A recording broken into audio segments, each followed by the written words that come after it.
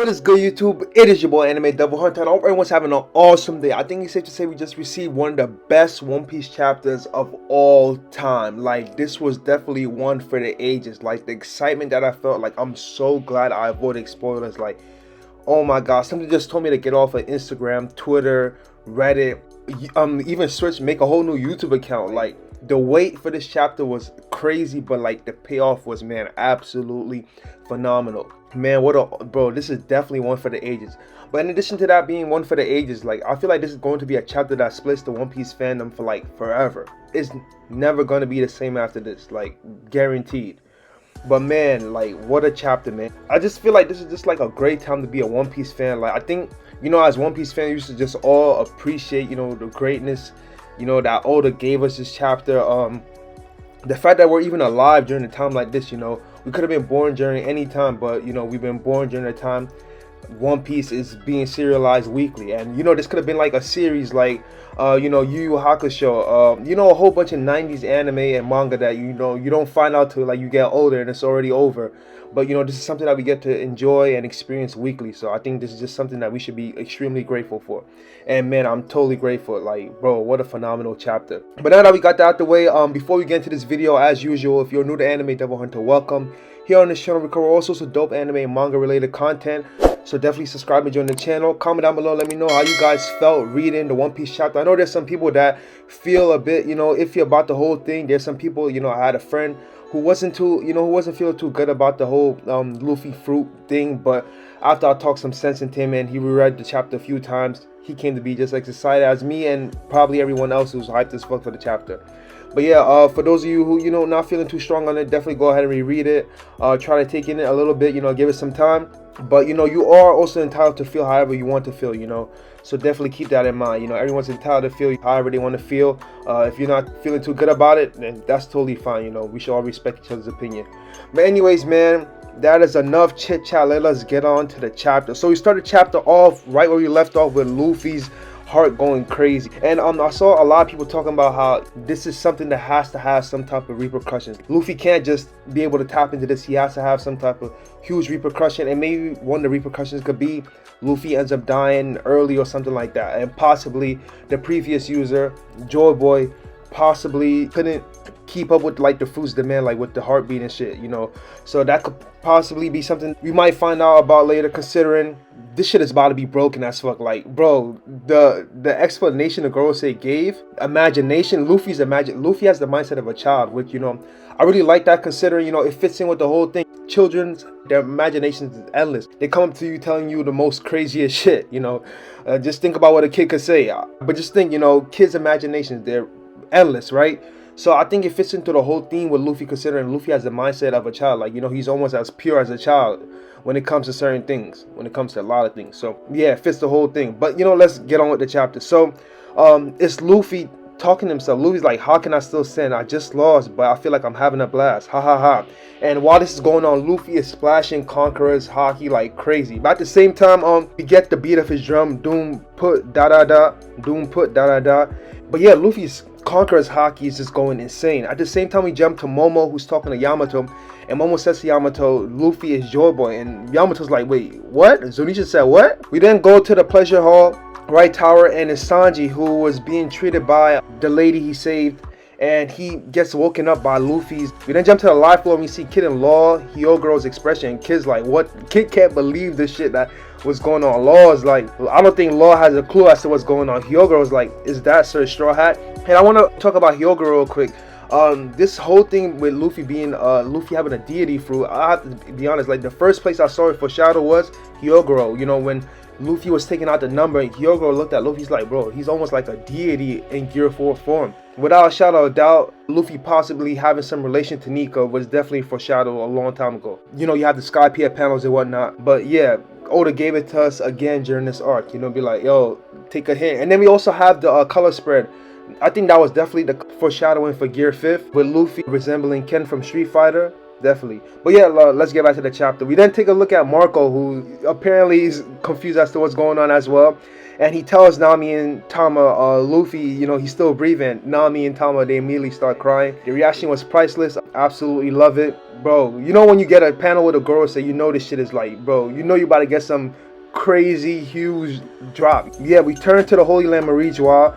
And the girls say they are talking to each other. And they said we sacrificed one of our best agents and enraged Kaido. Yo, shout out to that CP08, bro. He knew what was coming to him. He just took it like a champ, bro. Shout out to him.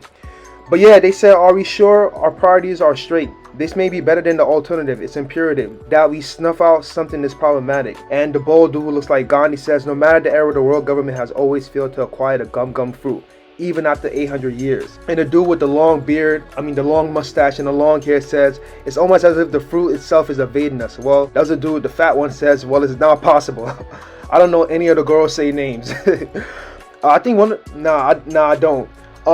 Then we have another one that says, all Zoan fruits have a will of their own, and this one carries the name of a god. After all, the gum fruit is really a mythical Zoan. It's the human fruit model Nika, and boy, when I was reading this, I immediately had to stand up. Like, bro, the excitement reading this chapter, like, it's like you already know Oda's gonna be packing something. Like, I already came to this chapter knowing it was gonna be crazy, because like they made warnings for spoilers. People who do the scan, shout out to the TCB, shout out to them, phenomenal people. They made a post saying like, I advise you guys not to read the spoilers for this week's chapter.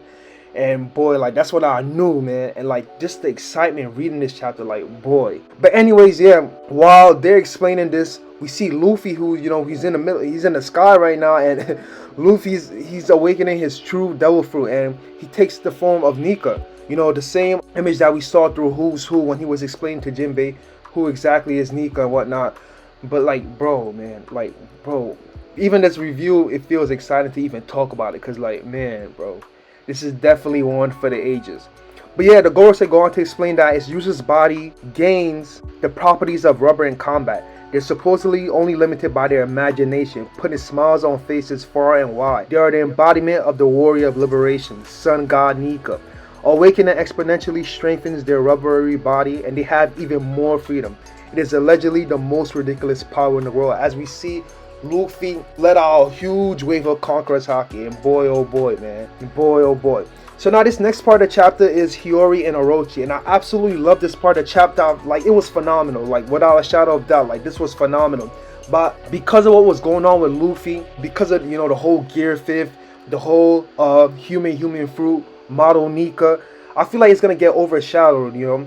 Like, this was a phenomenal moment, with Hiyori calling back to Oden, Orochi getting what he finally deserves. It was really phenomenal, but I just feel like because it was put in the same chapter as what was going on with Luffy's fruit, it's gonna get completely overshadowed. This might be something that we go back and look and be like, bro, this was like a really great moment. I already acknowledge it as I read it, but I'm just like, I wanted to get past it to, get back to Luffy. Of course, that was my initial reaction of read the chapter the first time. But I don't want to say it feels out of place, but I just like, I don't think this should have been done this chapter, but regardless, it was a phenomenal moment. So yeah, Orochi is trapped under the sea stone debris, and he's like, I really am, he's pleading like a bitch. I really admired Oden. Think about what you're doing. It was all Kaido who's using me. You can still run away together. And bro, Orochi, come on, what the fuck you on? Hiyori says to Orochi, you spat in the face of a samurai you owed. As she, she's playing the banjo. She says, who would still believe you? My father kept his promise, did he not? He danced like a fool for 5 years long because he thought you and Kaido will honor the secret arrangement you made and free Wano. He never even told his family. And shout out to Oden, bro. I absolutely love Oden. Oden is my top 5 favorite characters in all of One Piece.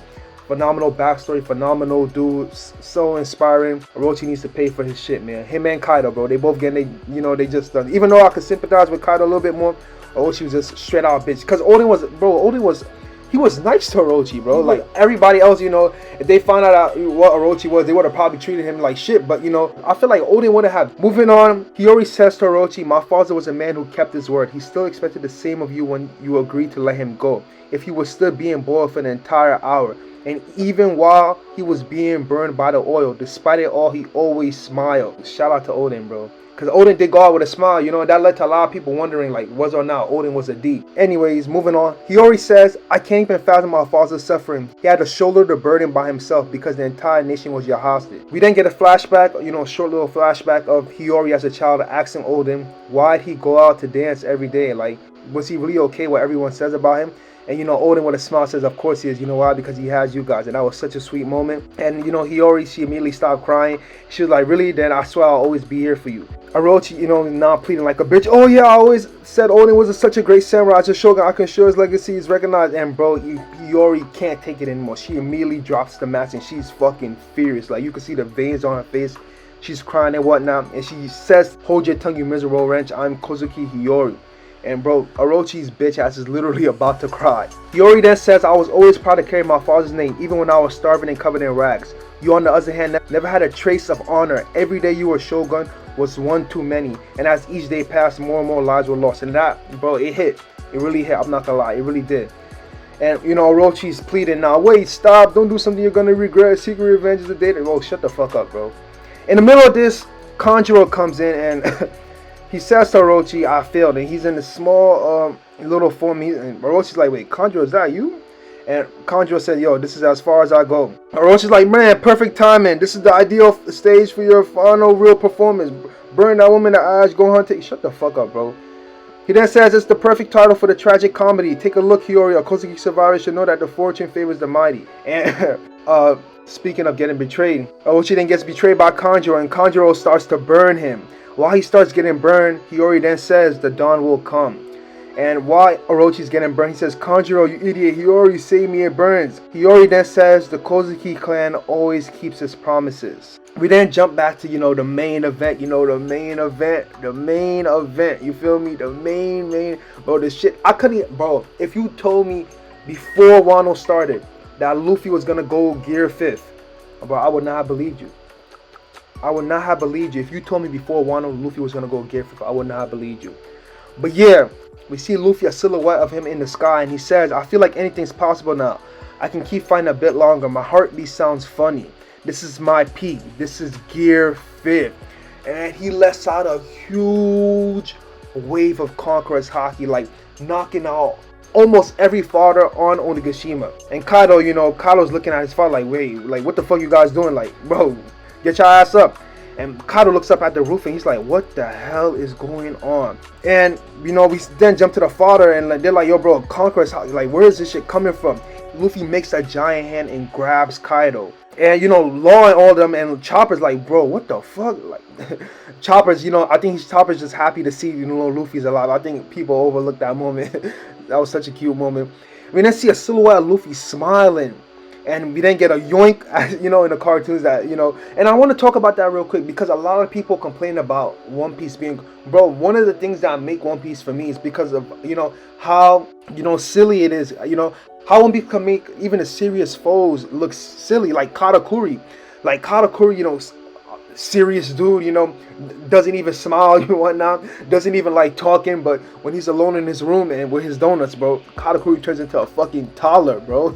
So most of all, it fits in with Luffy, you know, this type of silliness going on. This is how Luffy fights, and it fits in with his imagination with the whole concept of the fruit, you know. The user could do whatever they want. They're free to do. So yeah, Luffy grabs Kaido with his giant hand and brings his ass right back to the rooftop. And then Luffy, I absolutely love this moment. As soon as I saw that, I'm like, bro, this is some Popeye shit. But I loved it. And he makes this, you know, giant arm. You know, when Popeye eats his spinach and whatnot, you know, the way he flexes his arm and whatnot, he uses that to grab Kaido, and he just starts swinging Kaido around. And Kaido's eyes are just, they're you know, Looney Tunes style. And I feel like Oda was just having a blast, you know, drawing this chapter. Like, and I think that's one of the most important things, you know.